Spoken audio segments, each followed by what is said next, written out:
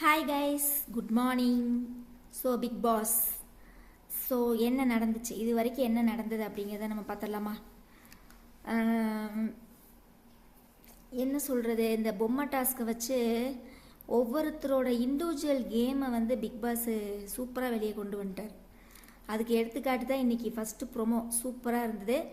நான் அதை பற்றி ஒரு ஷார்ட்ஸ் போட்டிருப்பேன், பார்க்காதவங்க பாருங்கள். மறக்காமல் நம்ம எப்பட்றாவை சப்ஸ்கிரைப் பண்ணுங்கள், லைக் பண்ணுங்கள், ஷேர் பண்ணுங்கள், கமெண்ட்ஸ் பண்ணுங்கள். ஸோ இப்போ தான் 1-2 பேர் கமெண்ட்ஸ் பண்ணுறீங்க. கமெண்ட்ஸ் பண்ணுங்கள், உங்களோட நிறைய குறைகளை சொல்லுங்கள். ஏன்னா நம்ம பிக் பாஸில் யாருக்கும் ஃபேவரட்டிசம் அப்படின்ற மாதிரிலாம் கிடையாது. நம்ம காமனாக பிக் பாஸில் என்ன நடக்குது அப்படிங்கிறத தான் நம்ம பேசிகிட்டு இருக்கிறோம், ஷார்ட்ஸில் போட்டுட்ருக்குறேன். ஸோ என்ன நடந்துச்சு அப்படின்னா, இண்டிவிஜுவல் கேமை எல்லாருமே ஆட ஆரம்பிச்சிட்டாங்க. ஸோ ராணாவுக்கும் ரயானுக்கும் நல்லாவே ஒரு சண்டை. இன்றைக்கி ஃபஸ்ட்டு ப்ரோமோவே அதுதான், சரியான சண்டை. அடிதடி அளவுக்கு போயிருக்க மாட்டிருக்குது. ஜாக்லினுக்கு வந்து எதுக்கடா கை வைக்க போகிறேன்னு சொல்லி ரயானை மிரட்டுறாங்க. ஸோ அது என்ன என்ன அப்படிங்கிறது நம்மளுக்கு கிளியராக தெரியல. இந்த ப்ரோமோவை வச்சு நம்ம கிளியராக ஒரு இன்ஃபர்மேஷனுக்கு நம்ம தகவலுக்கு வர முடியல. சரிங்களா? என்ன நடந்தது, ராணவ் என்ன சொன்னாருன்னு தெரியல. அதுக்கு ரயான் வந்து ஏன் அப்படி ரியாக்ட் பண்ணார் அப்படிங்கிறது தெரியல. ஸோ வெயிட் பண்ணி பார்க்கலாம். ஏன்னா ப்ரோமோ 2 இனி வந்துடும். நம்ம அதுக்குள்ளே இது வரைக்கும் என்ன நடந்துச்சு அப்படிங்கிறத நம்ம வந்து ஓவராலாக பார்த்துடலாம். போர் அடிக்காமல் நான் பேசுகிறேன், தயவு செய்து ஸ்கிப் பண்ணாமல் பாருங்கள், சரியா? ஸோ நேற்று வந்து நான் நிறைய ஷார்ட்ஸும் போட்டேன். நேற்று நடந்ததில் வந்து கொஞ்சம் எடுத்து நான் ஷார்ட்ஸாகவும் போட்டேன். இந்த ஒரு டாஸ்க் வச்சாங்க இல்லைங்களா கைஸ், இந்த சீட் எழுதி, அதாவது என்னது 100 நாள் வந்து கேமரா முன்னாடி தெரிஞ்சவங்க அப்படின்னு சொல்லி தீபக் இவங்க எல்லாருமே பேசியிருப்பாங்க. அதை வந்து நான் இப்போ இந்த வீடியோவில் நான் பேசுகிறதா இருக்கிறேன். ஃபஸ்ட்டு வந்து பார்த்திங்கன்னா 100 நாள் வந்து கேமரா முன்னாடி தெரிகிற ஆள் யாருன்னு பார்த்தீங்கன்னா சௌந்தர்யான்னு சொல்லி தீபக் சூப்பராக சொன்னார். ஏன்னா சௌந்தர்யா வந்து எந்த கேமராலையும் இல்லாமல் இருக்க மாட்டாங்க, சரிங்களா? அந்த அளவுக்கு சூப்பரான ஒரு பர்சன். அவங்க என்ன தோணுதோ அவங்க பண்ணிக்கிட்டே இருப்பாங்க, க்யூட்டாக பண்ணுவாங்க. அவங்க பண்ணுறது சிலருக்கு வெறுப்பாக இருக்குது, சிலருக்கு ரசிக்கிற தன்மையாக இருக்குது, அவ்வளோதான். அதுக்கப்புறம் வந்து சௌந்தர்யாவுக்கு வந்து ஒரு சீட்டு வந்துச்சு. அதாவது இவளை நம்பி எதுவுமே நம்ம சொல்ல முடியாது. கரெக்டு தான், சாச்சனாவை நம்பி நீங்கள் எதுவுமே சொல்ல முடியாது. அந்த லூசு பக்கியை நம்பி நீங்கள் எதுவுமே சொல்ல முடியாது, சரிங்களா? பிக் பாஸ்லேயே வந்து ஒரு கேவலமான ஒரு பொண்ணு அப்படின்னா அது சாச்சனா தான், சரியா? இங்கே இருக்கிறது அங்கே போய் சொல்கிறது, அங்கே இருக்கிறது இங்கே போய் சொல்கிறது, எல்லாமே சாச்சனா பண்ணுற வேலை தான். இப்போ கூட ஒரு ரீசெண்டாக ஒரு இன்சிடென்ட் நடந்திருக்கும். மஞ்சரி வந்து ஆனந்தியை பற்றி ஒரு சொல்லியிருப்பாங்க. எல்லா இடத்துலையும் போய் இவன் மண்டையை கலவுறா அப்படின்னு சொல்லி. அந்த மண்டையை கலவுற சொன்னான்னு சொல்லது போய் சாச்சனா அந்த இடத்துல இருந்தது தெரியாமல் மஞ்சரி லூஸ் டாக்கி விட்டாச்சு. இதை போய் ஆனந்திக்கிட்ட வத்தி வச்சாச்சு. அப்போயே சாச்சனாவோட மைண்டு என்ன மைண்டுன்னு பார்த்துக்கோங்க, சரிங்களா? அதுக்கப்புறம் வந்து உண்மையிலேயே நடிக்க தெரியாதாமா. யாருக்கு மாதம் நடிக்க தெரியாது மஞ்சரி? சாச்சனாக்கு நடிக்க தெரியாதா? அதான் நடித்ததை பார்த்தோம்லேம்மா போன வாரம் பிக் பாஸில். எங்கள் அம்மா வீட்டுக்கு போகணும், முத்தண்ணாவை கூப்பிடுங்க, நான் அழுகணும். நடிப்பு அப்பா, சரியான உலகமாக நடிப்பு, சரியா? சிவாஜியவே சாப்பிட்ருவாளாட்டிருக்கு, அந்த அளவுக்கு நடிக்கிறான். சரி, அதுக்கப்புறம் வந்து பார்த்திங்கன்னா விளையாட்டுன்னு ஒன்று பண்ணுறா. அது வந்து என்ன பண்ண ரசிக்கிற மாதிரி இருக்கா அப்படின்லாம் ஏதோ விஷாலுக்கு வந்துச்சுன்னு நினைக்கிறேன். அது சௌந்தர்யாவை சொல்லியிருப்பார் விஷால். நீ பண்ணுறது தாண்டா கேவலமாக இருக்குது, அவங்க பண்ணுறது கூட விளையாட்டாக தான் நல்லா தான் இருக்குது. நீ பண்ணுறது தான் லவ் பண்ணுற கண்டென்ட்ல எங்கள் உயிரை வாங்கிட்டு இருக்கிறீங்க நீயும் தரிசிக்காவும். வர்றேன் அடுத்தது அதுதான், சரியா? அதுக்கப்புறம் பாய்சனாமா, நம்ம ஜாக்லின் வந்து பாய்சனாமா. யாருக்கு? ராணவுக்கு. நீங்கள் என்ன ராசா செஞ்சீங்க? ஒயில் காலில் வந்தீங்க, ஒரே ஒரு தடவை குரலை ஒசத்துனீங்க, அப்படியே பூமாச்சு, அப்புறம் அப்படியே புசுவானமாகி போச்சு. என்ன ராணவ சார் பண்ணீங்க? ஜாக்கை நீங்கள் குறை சொல்கிறதுக்கு உங்களுக்கு என்ன தகுதி இருக்குது? பாய்சனாமா இது போனவங்களா. அப்புறம் நம்ம அன்சிதாவோட சுயரூபம் வந்து இப்போ தான் வெளியே வந்துக்கிட்டு இருக்குது. ரொம்ப அழகாக வெளியே வருது, ரொம்ப கேவலமாக வெளியே வருது. அதாவது கைஸ், நேற்று 2 பேருமே யார், அன்ஷிதாவும் ஜாக்லினும் 2 பேரும் டஃப் கொடுக்குற மாதிரி தான் விளையாண்டாங்க. உன்னால் முடியல, ஒரு குறிப்பிட்ட ஸ்டேஜ் அளவுக்கு உன்னால் முடியல, அதனால் நீ கொண்டு போய் பொம்மையை வச்சுட்ட. ஜாக்லின் கிட்ட எதுக்கு மூஞ்சி முகரையை காமிச்சிட்டு பேசிக்கிட்டு இருக்கிற, பேச மாட்டேங்கிறது, ஜாக்லின் பொம்மையை எடுங்கன்னு சொல்லி பசங்கக்கிட்ட ஏவி விடுறது, என்ன ஒரு வில்லத்தனம் பண்ணிகிட்டு இருக்கிற அன்ஷிதா? அப்படியே வெளியில் வந்து கடவுள் உருவ மாதிரி போதனை பண்ணிக்கிட்டு அட்வைஸ் பண்ணிக்கிட்டு உள்ள அத்தனை வில்லத்தனத்தையும் வச்சுருக்க நீ. அன்ஷிதா வந்து பசுந்தோல் போர்த்திய புலி. உண்மையிலே ஹன்ஷிதா வந்து அந்த பழமொழிக்கு தகுந்தவ. உள்ள ஒன்று வெளியில் ஒன்று நல்லாவே காமிக்கிறாங்க அன்ஷிதா. ஜாக் வந்து மஞ்சரிக்கு கொடுத்த வாக்கை காப்பாற்றுனாங்க, நிலையாக நின்று காப்பாற்றுனாங்க. உன்னால் முடியல, நீ கொண்டு போய் பொம்மையை வச்சுட்டு அதோட உன் கேம் முடிஞ்சது. சரியா? ஜாக்கை பற்றி குறை சொல்கிற அளவுக்குலாம் நீ ஒன்றும் ஒர்த்து கிடையாது அன்ஷிதா மொகரக்கட்டை. அது என்னது, ஆனந்தி வந்து நீ கிட்ட வரணுமாமா, ஆனந்தி அம்மா வந்து கிட்ட வரணுமாமா, ஜாக்லின் வந்து எட்ட போகணுமாமா.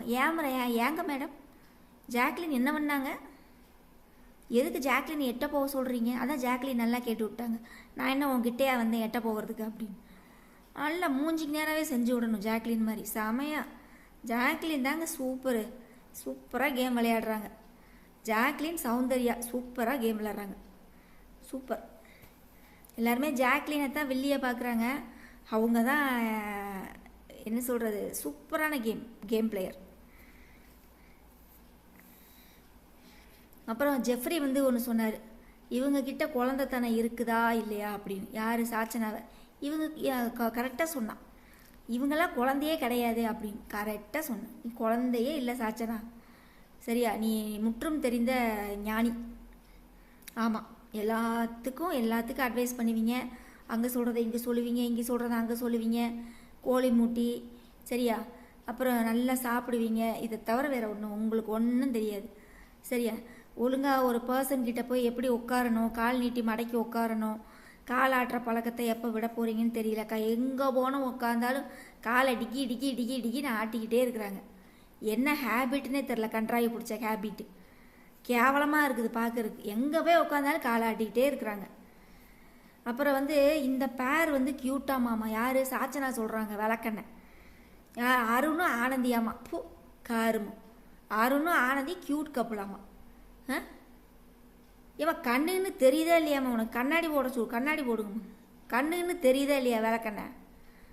விளக்கண்ணை பிடிச்ச விளக்கண்ணை. அப்புறம் இந்த பேர் நல்லாவே இல்லையாம்மா. யார்? ஜாக்லினையும் ரயானியும் சொல்கிறாங்க. இவங்க 2 பேரும் அண்ணன் தங்கச்சியாட்ட பழகுறாங்க. அந்த இது பிடிக்கலையாம்மா. உனக்கு பிடிக்கலன்றதை அவங்க பழகிட்டு இருக்காங்களா? உனக்கு என்ன அதில் வேலை? க்யூட்டான பேரெலாம் ஒழுங்காக சொல்லிட்டு போ. அது என்ன தேவையில்லாத பேச்சு உனக்கு சாச்சனா மோகரக்கட்டை. அப்புறம் வந்து இந்த பொம்மை டாஸ்கில் வந்து சாச்சனா வந்து பவித்ராவை கடிக்க போயிருக்கிறாங்க. அதான் சொல்லலையே, அந்த பிள்ளைகிட்ட எல்லா வில்லத்தனமும் இருக்குது. கடிக்கிறது, அடிக்கிறது, கோழி மூட்டுறது, என்னென்ன கெட்ட பழக்கம் இருக்க எல்லாம் இருக்குது அந்த பிள்ளைகிட்ட.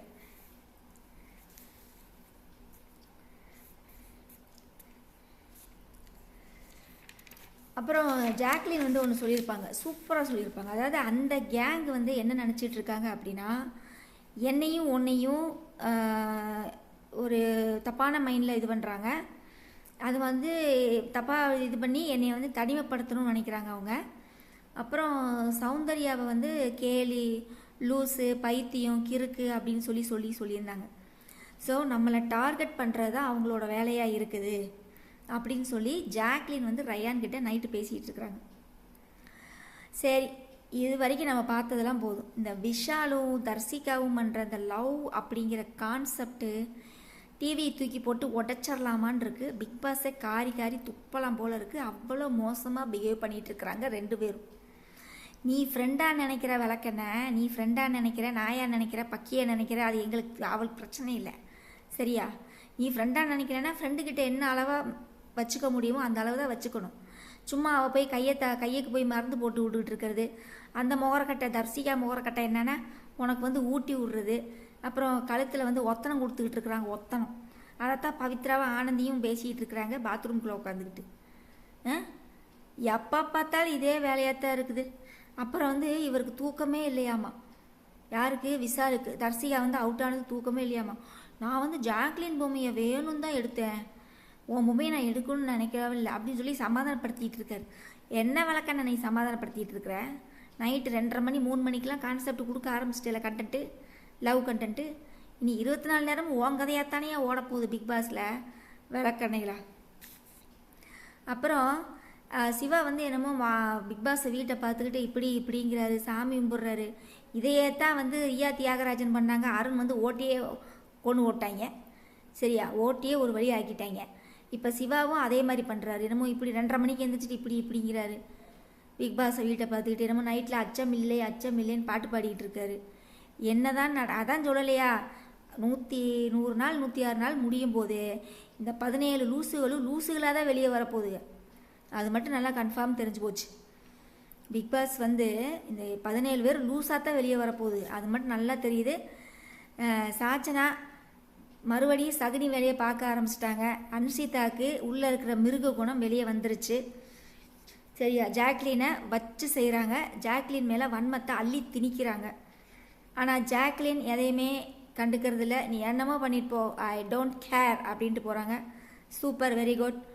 பார்க்கலாம், நீ ப்ரோமோ 2 என்ன வருதுன்னு தெரியல, வெயிட் பண்ணி பார்க்கலாம். மறக்காமல் நம்ம சேனலை லைக் பண்ணுங்கள், ஷேர் பண்ணுங்கள், கமெண்ட்ஸ் பண்ணுங்கள், சப்ஸ்கிரைப் பண்ணுங்கள், சரியா.